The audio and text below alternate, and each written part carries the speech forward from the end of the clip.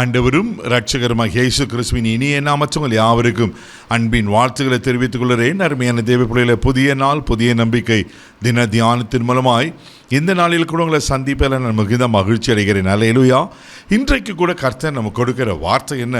சங்கீதரின் புஸ்தகம் 68ஆம் சங்கீதம் 13வது வசனம் கூட வாசிக்க கேட்போம். நீங்கள் அடுப்படியில் கிடந்தவர்களாய் இருந்தாலும் வெள்ளியிலால் அலங்கரிக்கப்பட்ட புறா சிறகுகள் போலவும் பசும்பொன் நிறமாகிய அதன் இறகுகளின் சாயலாகவும் இருப்பீர்கள். அல்லேலூயா. இவ்வளவு அழகான ஒரு வார்த்தை சொல்லப்படுங்க.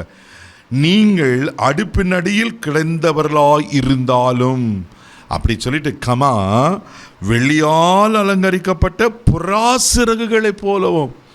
சில நேரத்தில் இந்த பெண் பிள்ளைங்க மற்ற இந்த கிராமத்தெல்லாம் சொல்லுவாங்க, நீ எதுக்கு லாக்கி, அடுப்படிக்கு தான் லாக்கி, நீங்கள் சமையலுக்கு தான் ஒரு மாதிரி சொல்லுவாங்க தெரியுங்களா? கேள்விப்பட்டிருக்கீங்களா? தேவப்பிள்ளை எங்கள் வசனம் சொல்லுகிறது, நீங்கள் அடுப்பினடியில் கிடந்தவர்களாக இருந்தாலும் வெள்ளியால் அலங்கரிக்கப்பட்ட புறா சிறகுகளை போல் உடையவர். ஆமென். அது மாத்திரம் இல்லாமல் பசும்பொன் நிறமாகி அதன் இறகுகளின் சாயலாகவும் இருப்பீர்கள். அல்லேலூயா. ஆமென். ஒருவேளை இந்த இந்த அடுப்பு எப்படி இருக்கும் யோசித்து பாருங்க. வேதனையாக நிறையா நெருப்பு. ஆமென். அது எதுக்கு ஒப்ப முடியலாம்? வேதனைக்கு ஒப்பிடலாம். ஆமென். தேவ பிள்ளையில் அது மாற்ற அந்த அடுப்பினை சாம்பல், அதனுடைய கறி ஒரு விரும்பப்படத்தக்கதாக ஆமென் இல்லாதது. யாரும் விரும்ப மாட்டாங்க. அப்படிப்பட்ட இருட்டான வாழ்க்கையை, ஒரு வேதனையான வாழ்க்கையை, ஒரு அற்பமான வாழ்க்கையை ஆண்டவர் என்ன செய்கிறாரா? புறா சிறகுகளை போல, வெள்ளியால் அலங்கரிக்கப்பட்ட புறா சிறகுகளை போல ஆண்டவர் மாற்றுறான். வேதத்தில் நீங்கள் வாசிப்பீங்கன்னா அழகாக சொல்லப்பட்டிருக்கோம். புலம்பலின் புஸ்தகம் 5ஆம் அதிகாரம் 10வது வசனம் கூட வாசிக்க கேட்போம். பஞ்சத்தின் கொடுமையினால் எங்கள் தோல் அடுப்பாங்கரையை போல் கருத்து போயிற்று. இங்க எரேமியா தீர்க்கதரிசி எப்படியா சொல்றாரு? ரொம்ப அழகா இருக்கு பாருங்களேன். பஞ்சத்தின் கொடுமையினால் எங்கள் தோல் அடுப்பாங்கரையை போல கருத்து போயிற்று. அந்த அடுப்பாங்கரையில் உக்காந்துருந்தீங்கன்னா, அடுப்பு நடிகள் இருந்தீங்கன்னா எப்படி தோல் கருத்து போயிடுமா? முகம் கருத்து போயிடும். அதனுடைய வர புகை, அதனுடைய வர காரியங்கள், அது எதுக்கு இங்கே தீர்க்கதரிசி கம்பேர் பண்ணுறானாக்கா, பஞ்சத்தினால். அல்லேலூயா. பஞ்சத்தின் கொடுமையினால். ஒருவேளை உங்கள் வாழ்க்கையில் கூட இப்படி பல விதமான பஞ்சங்களை, குறைவுகளை அவை பார்த்து அடுப்பாங்கரை போல் உங்கள் தோல் கருகி போயிட்டா, பயப்படாதீங்க. கர்த்தர் சொல்கிறாரு, உங்கள் அலங்கரிக்கப்பட்ட வெள்ளிய சிறகுகளை போல உங்களை மாற்றுகிறேன்னு சொல்லுகிறார். ஆமே. நீங்கள் தொடர்ந்து வேதத்தை வாசிக்கும் போது யோபுவின் புஸ்தகம் 18ஆம் அதிகாரம் 5வது வசனத்தில் இப்படியா சொல்லப்பட்டிருக்கு. வாசிக்க கேட்போம். துன்மார்க்கனுடைய விளக்கு அணைந்து போம், அவன் அடுப்பின் நெருப்பும் அவிந்து போ. பாருங்களேன், இங்கே அந்த அடுப்பின் நெருப்பு எதுக்கு கம்பேர் பண்ணுறேனாக்கா, துன்மார்க்கனுடைய, அல்லேலூயா, துன்மார்க்கமான வாழ்க்கை.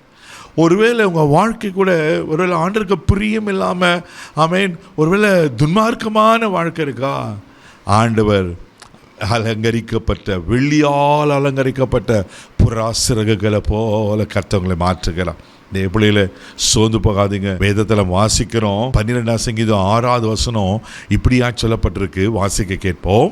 கர்த்தருடைய சொற்கள் மண் குகையில் 7 தரம் உருக்கி புடமிடப்பட்ட வெள்ளிக்கு ஒப்பான சுத்த சொற்களாயிருக்கிறது. ஆமென். ஆண்டவர் எங்க சொன்னாரு, உன் அடுப்படையில் இருக்கிற ஒன்றை வெள்ளியால் அலங்கரிக்கப்பட்ட புறா சிகரை போல மாத்திரன்னு. வசனம் வெள்ளி எதை குறிப்பிடப்படுகிறது? தேவ பிள்ளைகளே, கர்த்தருடைய சொற்கள் மண் குகையில் 7 தரம் உருக்கி புடமிடப்பட்ட வெள்ளி கோப்பா இருக்கிறது. அப்போ இந்த கர்த்தருடைய வார்த்தை, இந்த கர்த்தருடைய, நான் இப்படி கொஞ்சம் சொல்கிறேன், இந்த வார்த்தையில் என்னென்னலாம் வாக்கு தத்துவங்கள், என்னென்னலாம் தீர்க்க தரிசன வார்த்தைகள், என்னென்னலாம் ஆசீர்வாதமான வார்த்தைகள் இருக்கோ, உங்கள் வாழ்க்கையை அப்படி ஆண்டவர் ஆசீர்வதிப்பார். ஒருவேளை இப்போ அடுப்புங்கடையில் இருக்கிற கருத்து போயிருக்கலாம், பஞ்சத்தினால, பாவத்தினால நீங்கள் கருத்து போனது போல இருக்கலாம்.